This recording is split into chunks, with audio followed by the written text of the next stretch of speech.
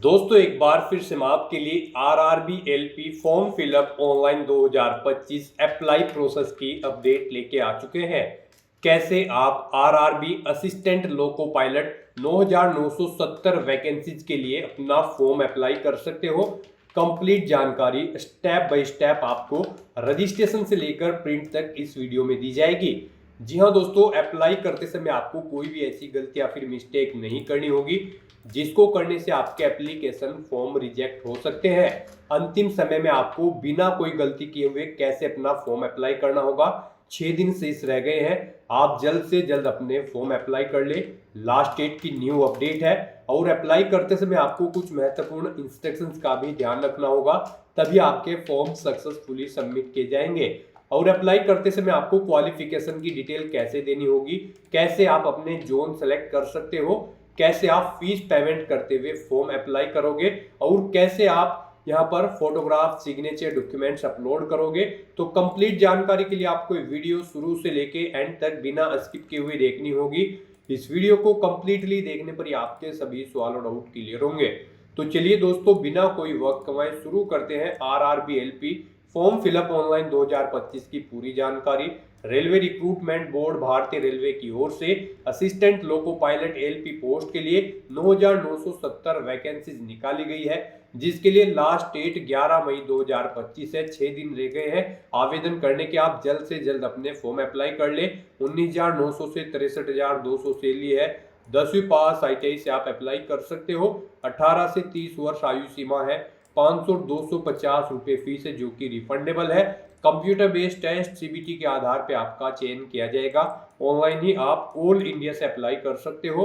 rrbapply.gov.in official website से, ये इसकी ऑफिशियल वेबसाइट है। इंपोर्टेंट लिंक सेक्शन के अंतर्गत नोटिफिकेशन लिंक पर क्लिक करके आप इसकी ऑफिशियल नोटिफिकेशन की PDF डाउनलोड कर सकते हो।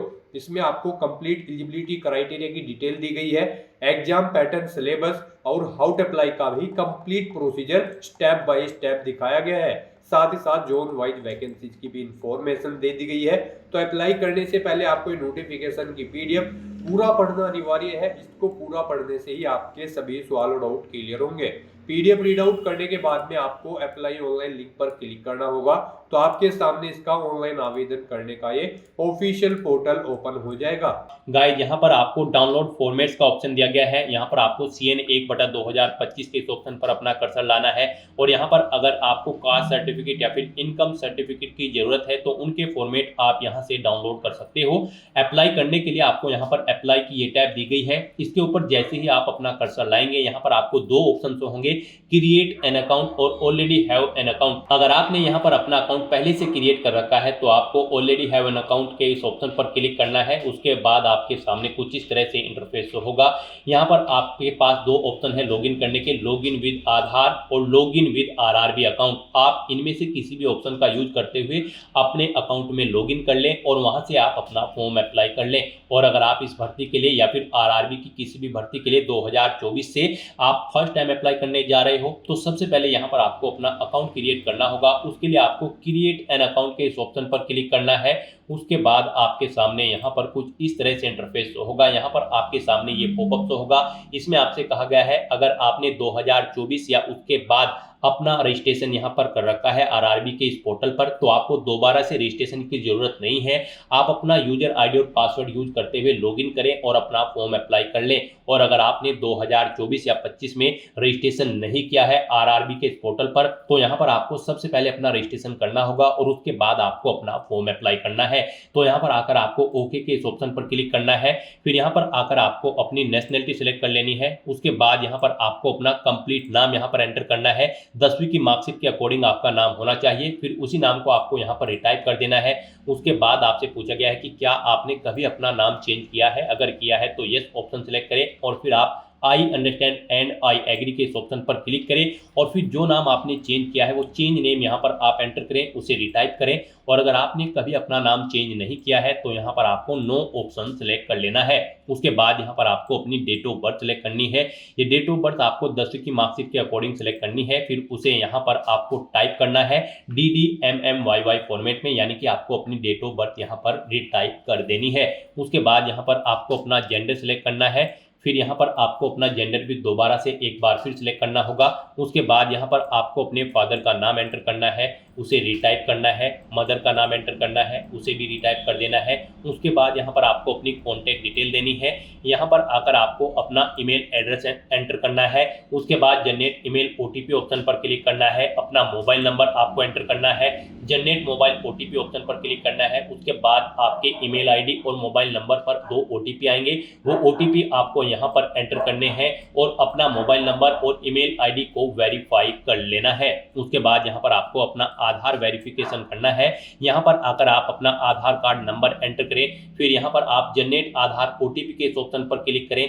आपके मोबाइल नंबर पर एक ओटीपी आएगा जिससे आपका आधार लिंक है, वो ओटीपी आप यहाँ पर एंटर करें और अपना आधार यहाँ पर वेरीफाई कर लें। यहाँ पर आधार वेरिफिकेशन के आपके पास 2 ऑप्शन है। आप ओटीपी के थ्रू अपना वेरिफिकेशन कर सकते हैं या फिर आप फिंगरप्रिंट वेरिफिकेशन ऑप्शन पर क्लिक करके यहाँ पर अपना आधार वेरीफाई कर सकते हैं। यहाँ पर आप इन दोनों ऑप्शन में से कोई भी ऑप्शन यूज करके वेरीफाई के बटन पर क्लिक करके अपना आधार वेरीफाई कर लें। और अगर आपके पास आधार कार्ड नहीं है तो आप I do not have Aadhaar card के ऑप्शन पर क्लिक करेंगे। दोबारा से I do not have Aadhaar card के ऑप्शन पर क्लिक करें। यहाँ पर आप अपना कोई वैलिड प्रूफ आईडी सिलेक्ट करें, उसका नंबर यहाँ पर दें, किसने आपको वो इशू किया है उस अथॉरिटी का नाम यहाँ पर आप एंटर करें, प्लेस ऑफ इशू यहाँ पर दें, डेट ऑफ इशू यहाँ पर आप सिलेक्ट करें। यहाँ पर हम आपको सजेस्ट करेंगे आधार अगर आपके पास नहीं है या फिर वो अपडेटेड नहीं है तो उसमें आप अपडेट करा लें। यहाँ पर आधार वेरिफिकेशन आपके लिए बेस्ट ऑप्शन रहेगा क्योंकि आगे भी आपको आधार की जरूरत पड़ेगी इस भर्ती की आगे की टास्क के लिए। तो यहाँ पर आप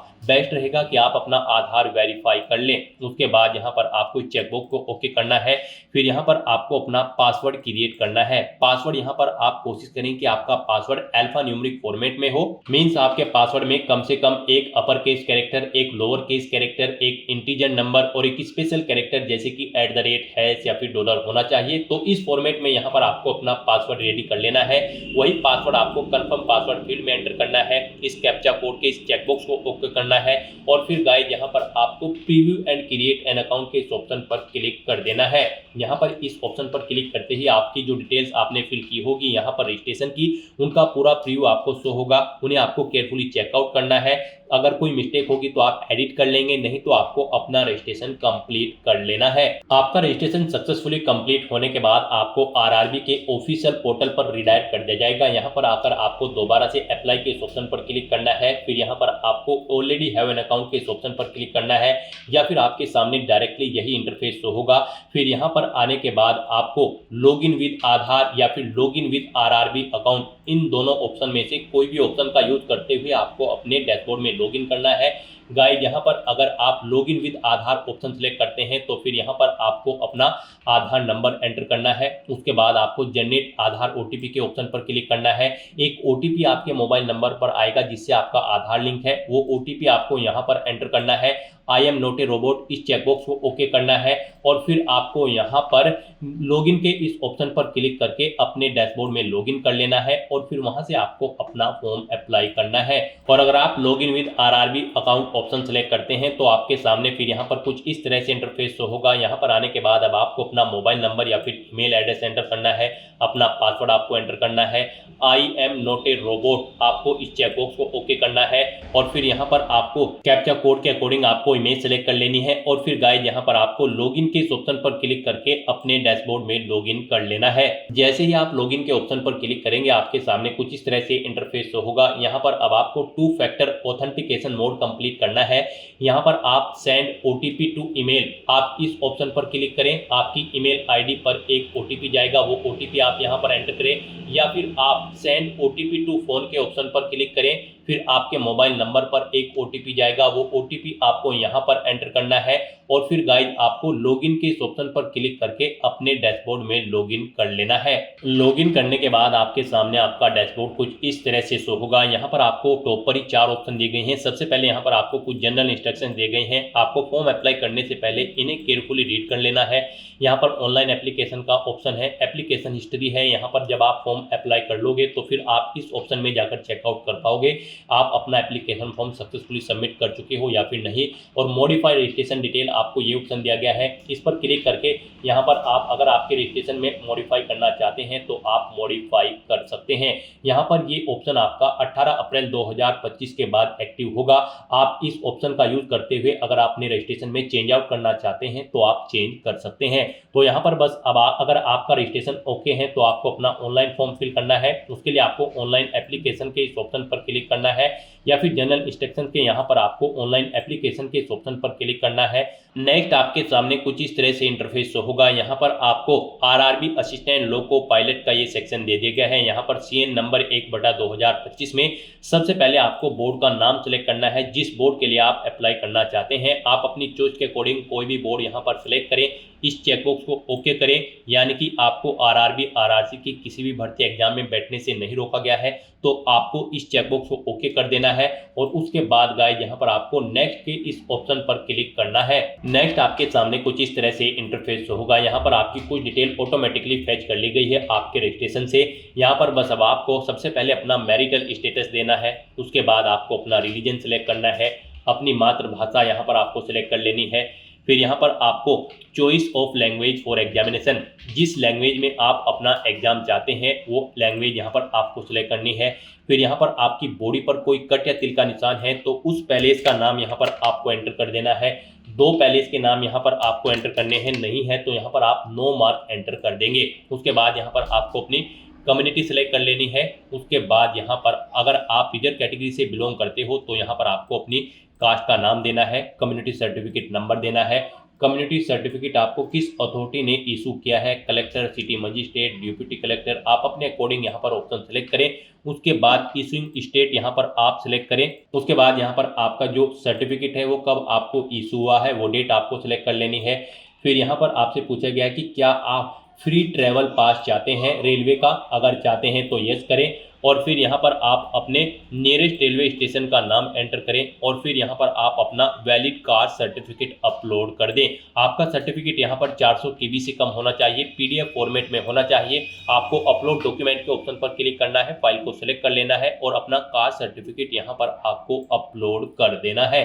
और अगर आप यहाँ पर अनरिजर्व कैटेगरी से आते हैं तो फिर आगे के ऑप्शन आपको डिसेबल्ड कर दिए जाएंगे। उसके बाद यहाँ पर आपको अपना प्रेजेंट एड्रेस एंटर करना है, फिर आपको अपना परमानेंट एड्रेस एंटर करना है। और अगर आपका परमानेंट एड्रेस आपके प्रेजेंट एड्रेस के अकॉर्डिंग सेम है तो आप इस चेकबॉक्स को ओके कर दें।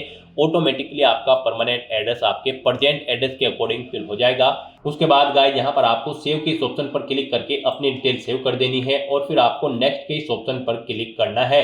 नेक्स्ट गाइस यहाँ पर आपको अपनी कैटेगरी की डिटेल देनी है। यहाँ पर आपसे पूछा गया है कि क्या आप EX सर्विसमैन हैं, अगर हैं तो आप यस ऑप्शन सेलेक्ट करें। फिर यहाँ पर आप अपनी डिफेंस सर्विस सेलेक्ट करें, किस में आप EX सर्विसमैन थे, आर्मी, नेवी, एयरफोर्स, अपने अकॉर्डिंग ऑप्शन सेलेक्ट करें। अपनी रैंक यहाँ पर एंटर करें, डेट ऑफ अटेस्टेशन यहाँ पर आप सिलेक्ट करें। और फिर आपसे पूछा गया कि क्या आप फिलहाल भी डिफेंस सर्विस में कार्यरत हैं, अगर हैं तो यस करें और फिर यहाँ पर नहीं है तो आप नो ऑप्शन सेलेक्ट कर लें। अगर आप यहाँ पर जॉब छोड़ चुके हो, डेट ऑफ डिस्चार्ज यहाँ पर आप सिलेक्ट करें, रीजन ऑफ डिस्चार्ज यहाँ पर दें, डिस्चार्ज सर्टिफिकेट नंबर दें। क्या आपने दोबारा से री एम्प्लॉयमेंट किया है एज ए EX सर्विसमैन, अगर किया है तो यस करें, नहीं तो नो ऑप्शन सेलेक्ट करें। और गाइज अगर आप EX सर्विसमैन नहीं हो तो यहाँ पर आपको नो ऑप्शन सेलेक्ट करना है, आगे की डिटेल आपको डिसेबल्ड कर दी जाएगी।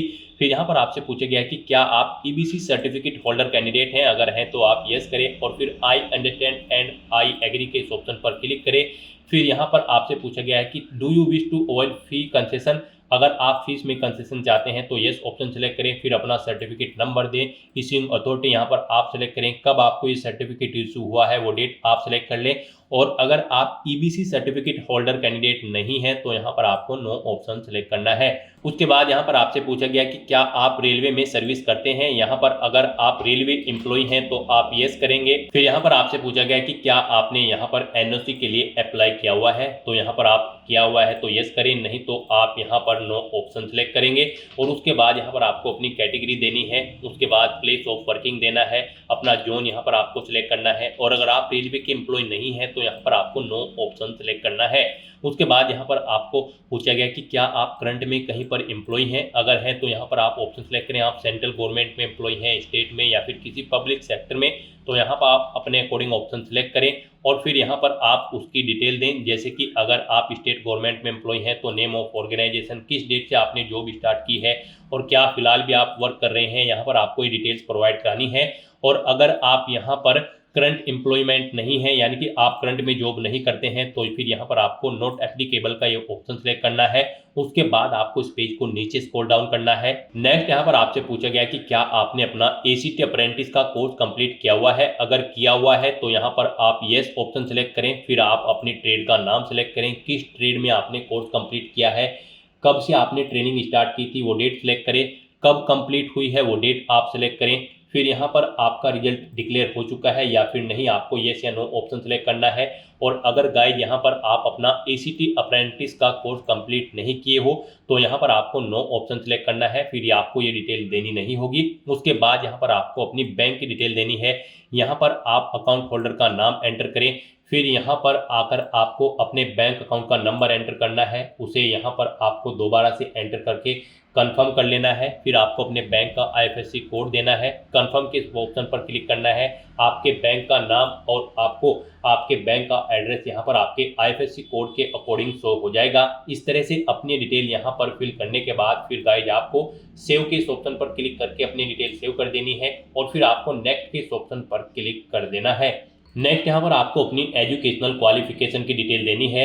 यहाँ पर RRB असिस्टेंट लोको पायलट की इस भर्ती में पार्टिसिपेट करने के लिए आपका 10वीं क्लास पास आउट होना जरूरी है, प्लस आपके पास ITI का सर्टिफिकेट भी होना जरूरी है किसी रिलेवेंट ट्रेड के अंतर्गत। तो यहाँ पर अब आपको सबसे पहले आकर आपको अपनी एडिट के इस ऑप्शन पर क्लिक करना है। उसके बाद यहाँ पर आपको अपनी 10वीं क्लास की डिटेल प्रोवाइड करनी है।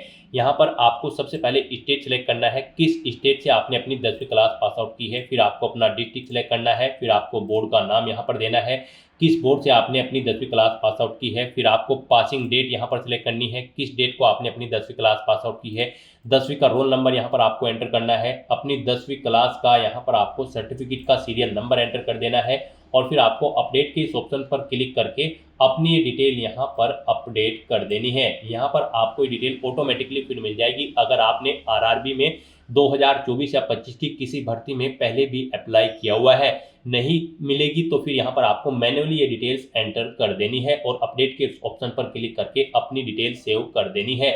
इस तरह से यहाँ पर आपकी 10वीं क्लास की डिटेल सक्सेसफुली सेव हो जाएगी। उसके बाद यहाँ पर जो रिक्वायर्ड क्वालिफिकेशन है आपके पास यहाँ पर इस भर्ती में पार्टिसिपेट करने के लिए ITI का सर्टिफिकेट होना जरूरी है रिलेवेंट ट्रेड के अंतर्गत। यहाँ पर या तो आपके पास ITI का सर्टिफिकेट हो या फिर आपके पास 3 साल का डिप्लोमा होना चाहिए इंजीनियरिंग का, या फिर डिग्री होनी चाहिए इंजीनियरिंग की रिलेवेंट ट्रेड के अंतर्गत, या फिर आपके पास ITI या फिर NAC नेशनल अप्रेंटिसशिप सर्टिफिकेट होना चाहिए। तो आपको इनमें से अपनी चॉइस के अकॉर्डिंग कोई भी ऑप्शन सेलेक्ट करना है, जो भी आपके पास है आप यहाँ पर ऑप्शन सेलेक्ट करें। ITI अगर आप सेलेक्ट करते हैं तो फिर यहाँ पर आकर आपको सबसे पहले ट्रेड सेलेक्ट करनी है, किस ट्रेड में आपने अपनी ITI कंप्लीट की है, फिर आपको स्टेट सेलेक्ट करना है, किस स्टेट से आपने अपनी ITI कंप्लीट की है, फिर स्टेट के अकॉर्डिंग यहाँ पर आपको अपना डिस्ट्रिक्ट सेलेक्ट कर लेना है, इंस्टीट्यूट का नाम देना है जिससे आपने अपनी ITI कंप्लीट की है, पासिंग डेट यहाँ पर आपको सिलेक्ट करनी है, कब पास आउट की है, सर्टिफिकेट आपको किसने इशू किया है ITI का, NCVT या फिर SCVT ने, आप अपने अकॉर्डिंग ऑप्शन सेलेक्ट करें।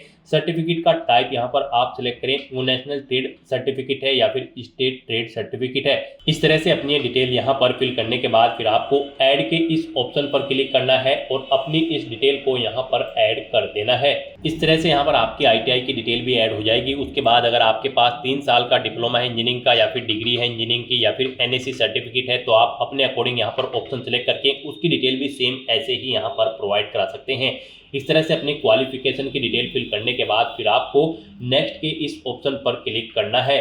नेक्स्ट यहाँ पर आपको अपना फोटो और सिग्नेचर अपलोड करने हैं। गाइस जैसा कि हमने आपको स्टार्टिंग में ही बताया था कि कौन सी वो कॉमन मिस्टेक है जिसे करने से आपका एप्लीकेशन फॉर्म रिजेक्ट हो सकता है, तो इस सेक्शन में आपको दी गई गाइडलाइंस के अकॉर्डिंग ही अपना फोटो सिग्नेचर अपलोड करने हैं, अदरवाइज आपके एप्लीकेशन फॉर्म के रिजेक्ट होने के चांसेस रहते हैं। यहाँ पर आपके फोटो की जो हाइट होगी वो 320 पिक्सल होनी चाहिए और जो विड्थ होगी वो 240 पिक्सल होनी चाहिए। JPG या फिर JPEG फॉर्मेट में आपका फोटो होना चाहिए। साइज उसका यहाँ पर 100 KB से 150 KB के बीच में होना चाहिए और जो आपके सिग्नेचर होंगे यहाँ पर उनकी हाइट 60 पिक्सल होनी चाहिए और विड्थ 140 पिक्सल, साइज उनका यहाँ पर 30 KB से 49 KB के बीच में होना चाहिए। JPG या फिर JPEG फॉर्मेट में आपके सिग्नेचर होने चाहिए। यहाँ पर आपके फोटो रिजेक्ट होने के कुछ सैंपल आपको दिए गए हैं। यहाँ पर आपको सैंपल ऑफ फ्यू रिजेक्टेबल फोटोज आपको इस ऑप्शन पर क्लिक करना है। यहाँ पर आपको सैंपल शो कर दिए गए हैं। यहाँ पर आपका फोटो इस तरह से नहीं होना चाहिए, इस फॉर्मेट में यहाँ पर आपका फोटो होना चाहिए।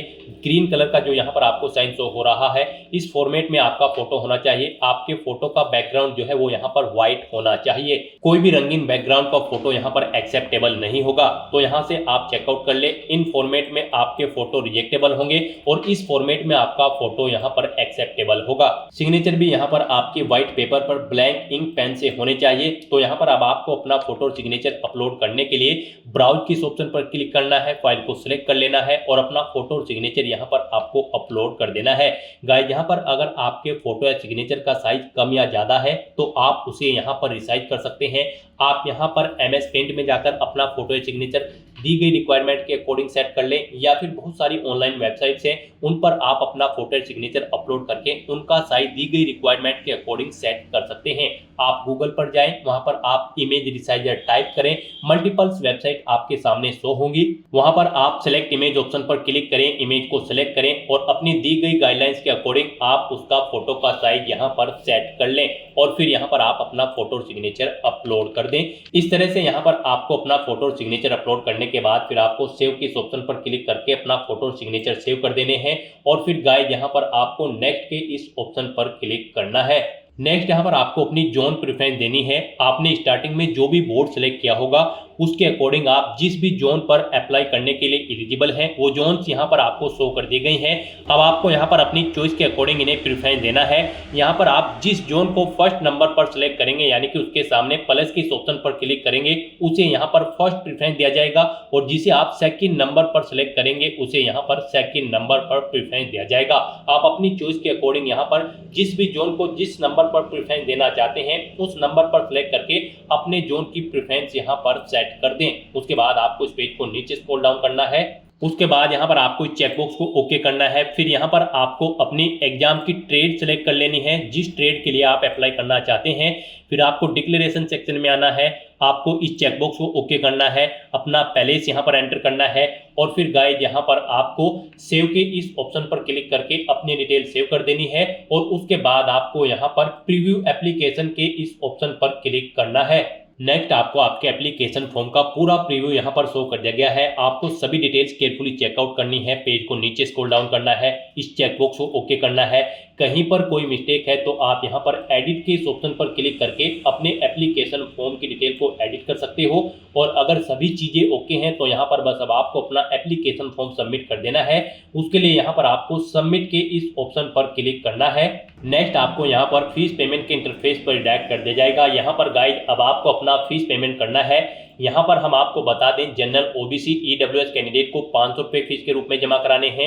SC ST PWD women candidate को 250 रुपये फीस के रूप में जमा कराने हैं।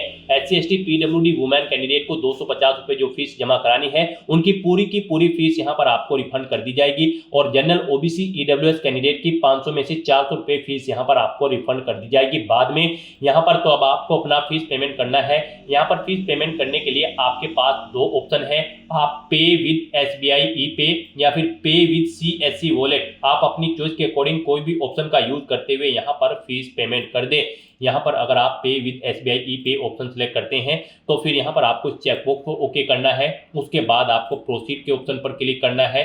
नेक्स्ट यहाँ पर आपके सामने फीस पेमेंट का इंटरफेस ओपन हो जाएगा। गाइस, यहाँ पर आने के बाद आप debit card, credit card, SBI corporate credit card या फिर इंटरनेट बैंकिंग या फिर UPI के माध्यम से अपना फीस पेमेंट कर सकते हो। UPI यहाँ पर आपके लिए बेस्ट ऑप्शन रहेगा। आप UPI के इस ऑप्शन पर क्लिक करें। अगर आपको अपनी UPI ID पता है तो आप एंटर UPI ID के इस ऑप्शन पर क्लिक करें। यहाँ पर आप अपनी UPI ID एंटर करें और वैलिडेट UPI ID ऑप्शन पर क्लिक करते हुए अपना फीस पेमेंट कर दें। और अगर आप QR कोड के थ्रू फीस पेमेंट करना चाहते हैं तो यहाँ पर आप UPI QR के इस ऑप्शन पर क्लिक करें।